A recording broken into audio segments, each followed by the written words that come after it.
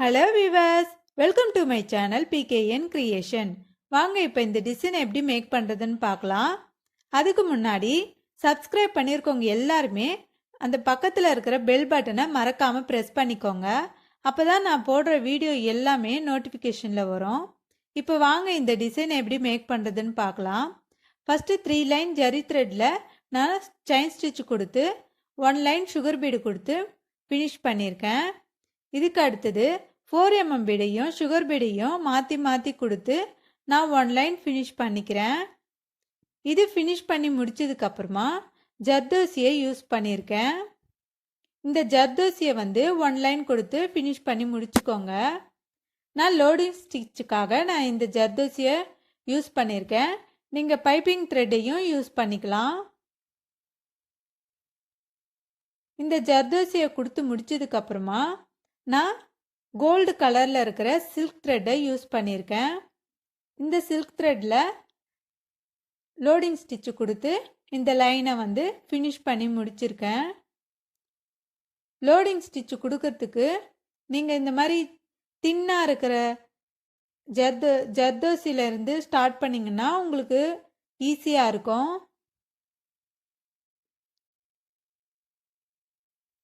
இது ஃபினிஷ் பண்ணி முடிச்சதுக்கப்புறமா நான் மறுபடியும் 4 mm பீடையும் சுகர் பீடையும் யூஸ் பண்ணியிருக்கேன்.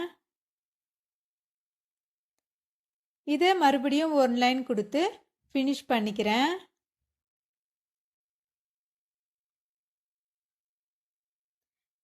இதுக்கு அடுத்தது சுகர் பீடை மறுபடியும் கொடுத்து இந்த பார்டர் லைனை நான் ஃபினிஷ் பண்ணி முடிச்சுக்கிறேன்.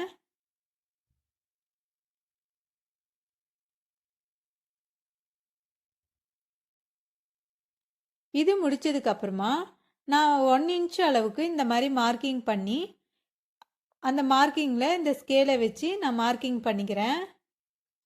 இதே மாதிரியே இந்த ஹேண்டு பூராவுமே நீங்கள் 1 இன்ச்சு வச்சு மார்க்கிங் பண்ணிக்கோங்க.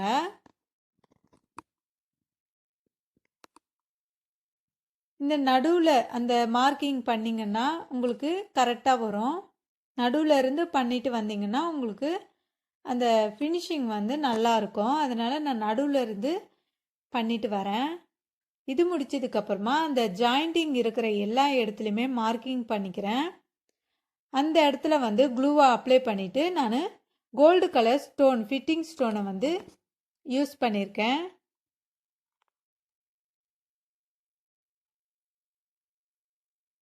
இந்த ஸ்டோனை யூஸ் பண்ணி முடிச்சதுக்கப்புறமா அதுக்கு அவுட்லைனாக நான் சுகர் பீடை கொடுத்துட்டு 4 கார்னர்ஸ்லேயும் நான் சுகர் பீடையும் 4 mm பீடையும் யூஸ் பண்ணியிருக்கேன். ஃபஸ்ட்டு 4 கார்னர்ஸில் நீங்கள் சுகர் பீடை கொடுத்துட்டு 4 mm பீடை கொடுத்துக்கோங்க. நான் 5 சுகர் பீடு கொடுத்துருக்கேன்.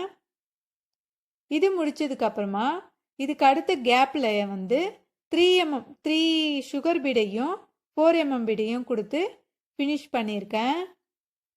இதே மாதிரியே மற்ற கேப்லேயும் நான் 3 சுகர் பீடை கொடுத்து 4 mm பீடையும் கொடுத்து ஃபினிஷ் பண்ணி முடிச்சிருக்கேன். இதே மாதிரியே ஹேண்டு பூராவுமே நீங்கள் ஃபினிஷ் பண்ணி முடிச்சுக்கோங்க. இது முடிச்சதுக்கப்புறமா அதுக்கு பக்கத்தில் இருக்கிற கேப்லேயும் நான் ஸ்டோனை அப்ளை பண்ணிவிட்டு இதே டிசைனையே மறுபடியும் ஃபினிஷ் பண்ணியிருக்கேன். 4 கார்னர்ஸை வச்சுட்டு அதுக்கப்புறம் அதுக்கு அடுத்த கேப்பில் 3 சுகர் பீடை கொடுத்து 4 mm பீடையும் கொடுத்து ஃபினிஷ் பண்ணி முடிச்சிருக்கேன். பாருங்கள், இதனுடைய ஃபைனல் லுக் இப்படி தான் இருக்கும். அந்த ஷேப் கரெக்டாக உங்களுக்கு வந்திருந்ததுன்னா ஃபினிஷிங் ரொம்பவே நீட்டாக இருக்கும்.